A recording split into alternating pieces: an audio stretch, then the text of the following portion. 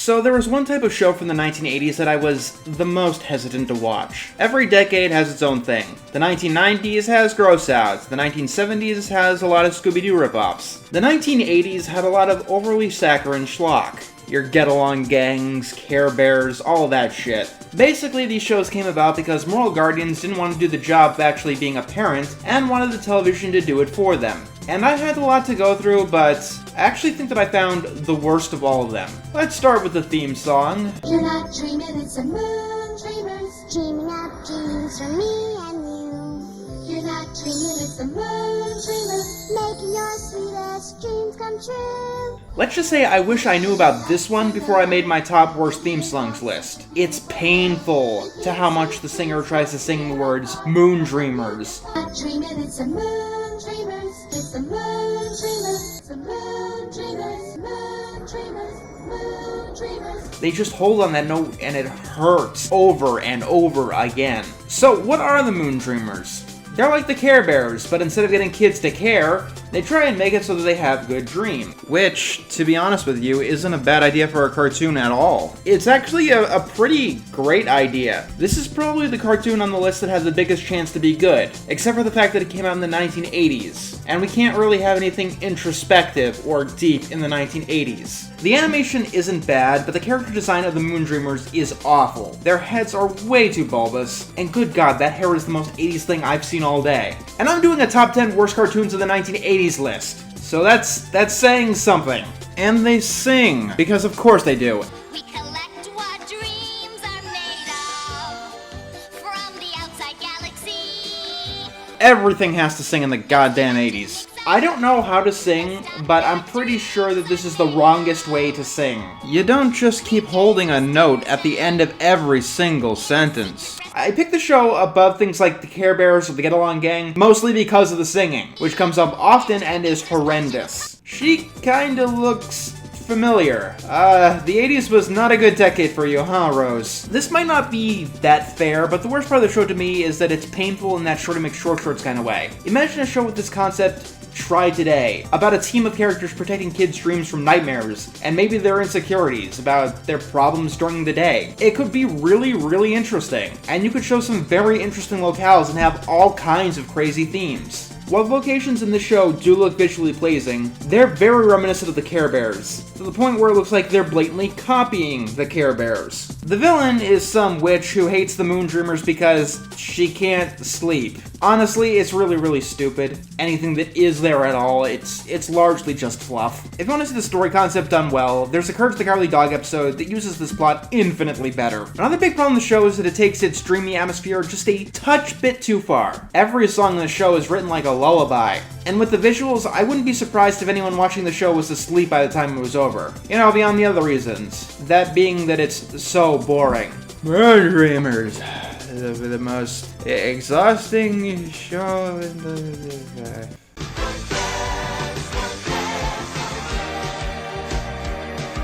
So, cartoons made with absolutely no effort specifically to sell a product are pretty bad. You've seen plenty of them on this list. We've established that fact by now. But here's the question. What do you do to one of these if you want to take it to the next level of bad? How do you make it the worst marketing push of the 1980s? You take your cartoon based on a product that shouldn't have a cartoon, and you make it a baby's cartoon.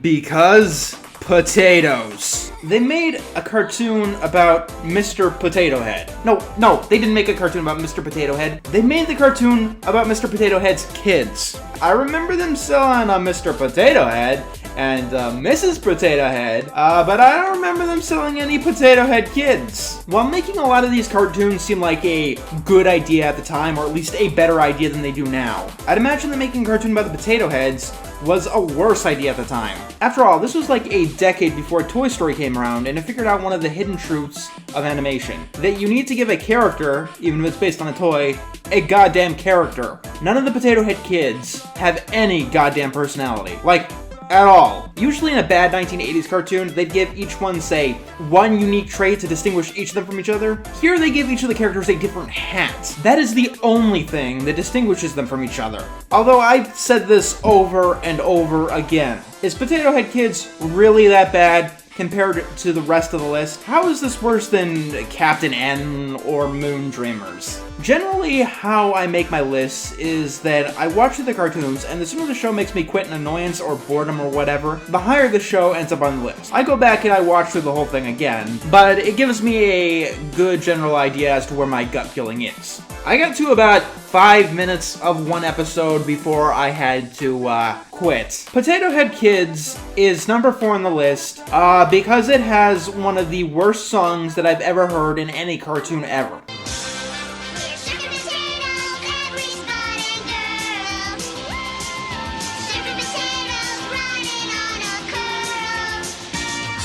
Let me make this clear. The worst song that I've heard in any cartoon ever. You think that SpongeBob has annoying songs? The Atlantis Square Pandas songs are Bohemian Rhapsody and Sweet Child of Mine compared to Surfing Potatoes. This song hurts my ears in a way that I can't describe. The imagery is random and stupid, the lyrics are juvenile, but oh my god, the singing. The singing is just horrendous. Do you really think I'm continuing after this?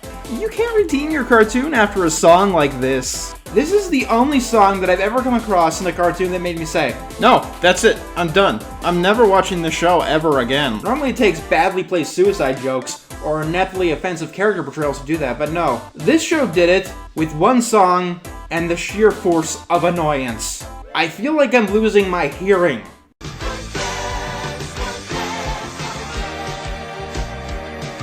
Hello, Hanna-Barbera. I couldn't imagine you being on this list. Again. Thankfully for the final time. And yes, this time, Hanna-Barbera really was the one who made this.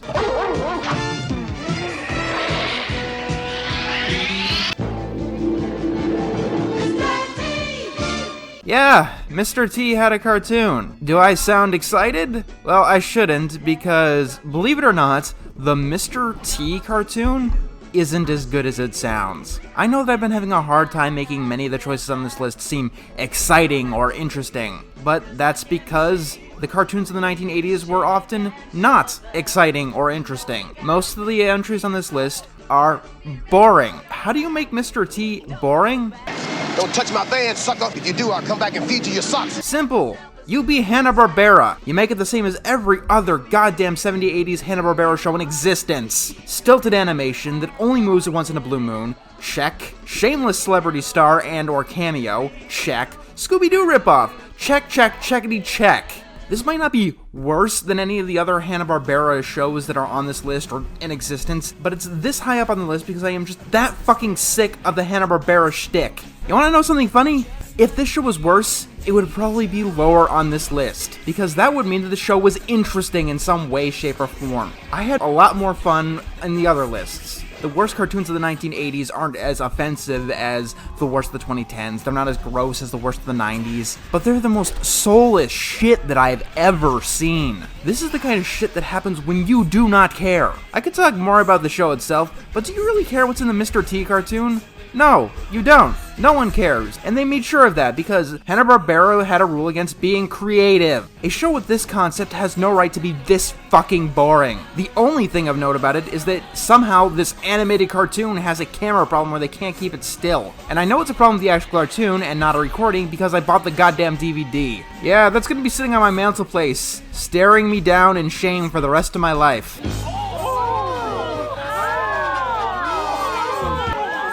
That is the least excited crowd that I have ever heard, but considering the show we're talking about, it's completely appropriate. The Mr. T cartoon.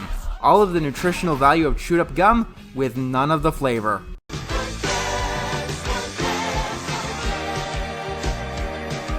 What the hell is this? I wouldn't blame you if you've never heard of this show before. I haven't, so you're probably going to need to bear with me. Camp Candy was a show that was produced by John Candy, and he voices a character named John Candy, who is the camp counselor in a Camp Candy. And in the vein of many other celebrity-based cartoons, it's absolutely awful. I'm going to try and be as nice as possible considering that this particular celebrity is dead, and I have enjoyed many of his performances, but I do find Camp Candy to be one of the worst cartoons of this decade. And I know what you're thinking, it doesn't look too bad, at least in stills. As far as the actual animation goes, it clearly does that technique where they just take one drawing of the character and move them across the screen. Characters just end up staring into space way too often. There's very little animation in this animation, and the actual quality of what we see seems to depend on the particular episode. Sometimes the character will speak with the wrong voice. It's not just that they sound similar and I'm getting confused. In one episode, a girl speaks with one of the boys' voices. Scary, isn't it? It's only some dumb thing made out of paper mache. Perfect, Pinky. This sea serpent is just what we need. In the episode Fool's Goals, I don't know if there's something wrong with the recording that I got, but the lip syncing is just plain awful. Like, the worst I've ever seen, where even sound effects are placed incorrectly. Let's go right to step 2, the safe way to put out a campfire. Sometimes above the vocal track, although it seems to be just this one episode, barring in mind that I haven't seen all of the episodes. However, one thing that's terrible in every single episode, and consistently so, is the theme song. The flea bites, the bee bites, the bark of the tree bites, the quietness of darkness, the stories told by firelight, the long nights, the food fights. John Candy was many things. He was not a singer. From what I understand, the songs in the show are supposed to sound like campfire songs. And they do, in the sense that anyone singing has no business singing. And if they weren't doing it in the middle of the woods, they'd be shot for disturbing the peace. The show is technically broken, but what puts it this high in the list is the writing. I could ignore how bland most of the characters are. I've been doing this for the most part for this entire list. The only exception is the villain. That I can't ignore. I mean, at first he seems to be your typical cartoon bad guy. He wants to buy and demolish the kids' summer camp to build condos. However, I don't think the show really understands what makes someone the bad guy. In one episode, the kids come up with a hoax monster to help one of their friends cheat and win a reporting reward. So the villain is the one who hires someone to expose the hoax as a hoax and prevent cheating. Maybe that's a fluke. I mean, sometimes even the best shows accidentally have their bad guys in the moral right. There's a particularly bad example of this, though. It's the episode Fool's Gold. You know, the one with the broken audio. Candy ends up burning down the kitchen because reasons. So what does the evil Xavier Rex DeForest III do? He calls the fire department, and our narrator John Candy calls him a jerk for doing so.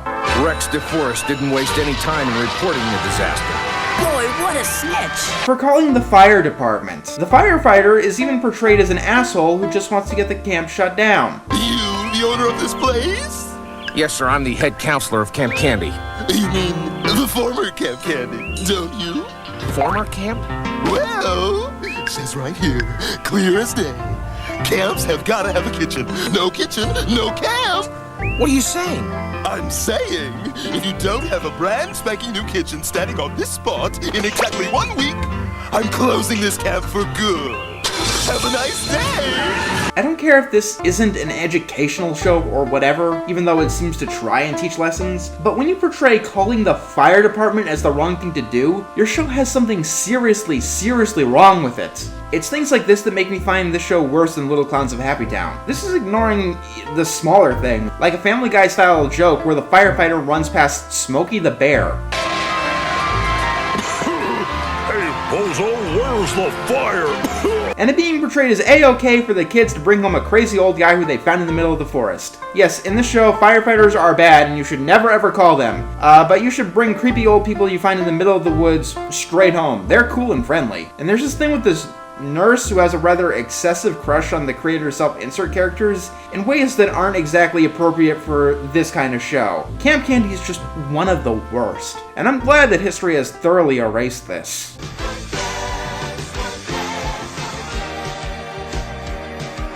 And now for some dishonorable mentions, because as you might have imagined, the 1980s was just filled to the brim with crap, and I couldn't fit it all on this list. The Legend of Zelda. Well, excuse me, princess. While the Super Mario Bros. Super Show had some corny charm to it, I could definitely not come up with the same excuse for this one. Yeah, they only had 2 games to work with at the time, and Link didn't have any established personality to work with, but let's be honest, if Link was a silent protagonist throughout this entire show, never showing any personality whatsoever, the entire thing would be a million times better.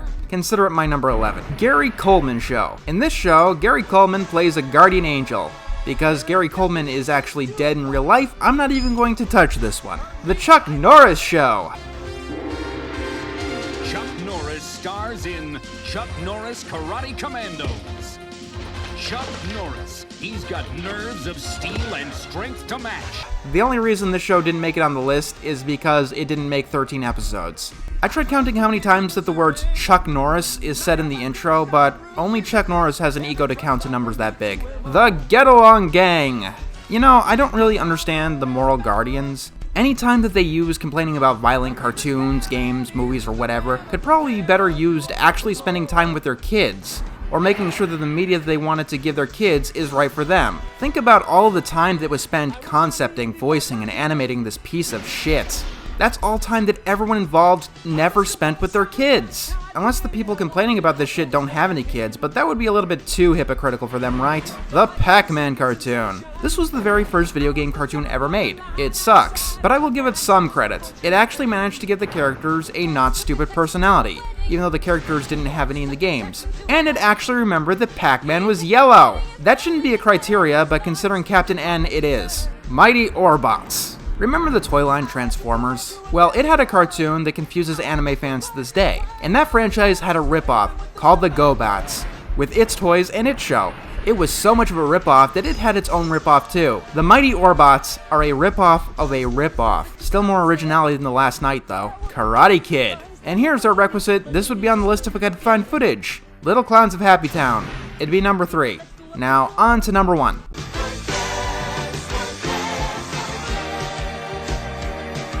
Now, usually when I do one of these lists, there's some competition for number 1. In the 90s list, from a watching standpoint, Mega Babies is clearly the worst. When it comes to just the fact that this show exists, The Wacky World of Tex Avery was the worst. And this is a problem I have doing every single decade's list. It's going to be a problem in the 2010s as well. The only exception is the 1980s. When I watched my number 1 pick, I knew that it'd be my number 1 pick, and no other show came close to dethroning it. I present to you Kid Video, the worst cartoon of the 1980s. While the Nutshack was just disgusting, and the Wacky World of Tex Avery was insulting, Kid Video is one of the most incoherent shows that I have ever seen. The premise is that some random band made for the show named Kid Video was sucked into the cartoon world by an evil villain to make them musical slaves, and I'm already getting Captain N flashbacks.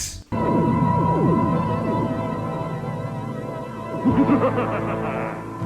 taking you to the flip side.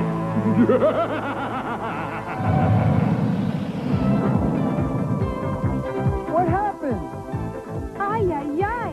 We look like cartoons. Just look at some of this shit. Better slow down, kid. It looks like Leon, the mayor of Neon City.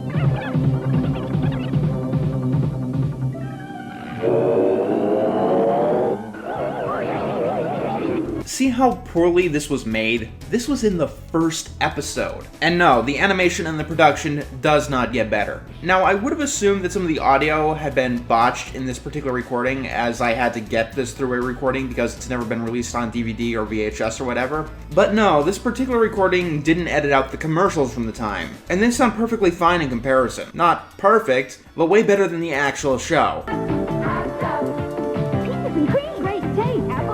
Like with Kid and Play, sometimes the background music drowns out the talking because it's a show about a band. The music is more important than the personalities of the characters, because they don't have any personality. Not to mention that the background music in this gets really, really repetitive. And it sounds like it's sampling popular songs from the time. So what is the first episode about? So, instead of going home, the band wants to go to a town where everyone is a teenager. But now everyone in the town is old because a villain named Master Blaster wants them all to see his band. But nobody wants to because they only do covers. Even though the premise of the show is that Master Blaster wants Kid Video to be his musical slave, and every single song they do is basically a cover or straight using the song. Is there anything that I'm forgetting? Yeah, they can't play anything unless the Master Blaster kidnaps a hot rock act and plugs them into it.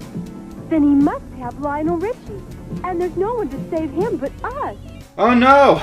The evil Master Blaster has captured Lionel Richie, the Fiend!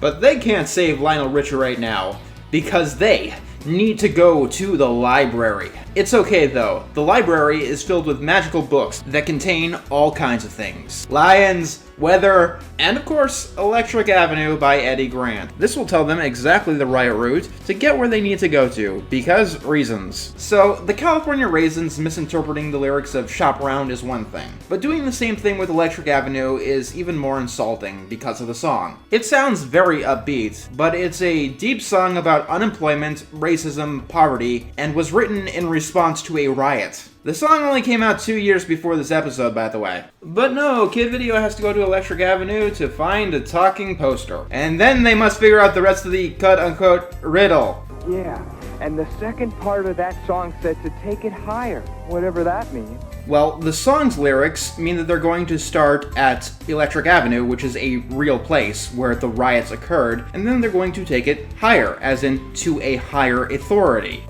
Hi. Look! That clock. Maybe it has something to do with it. Or, you know, that, you incompetent morons. Do I even need to go on?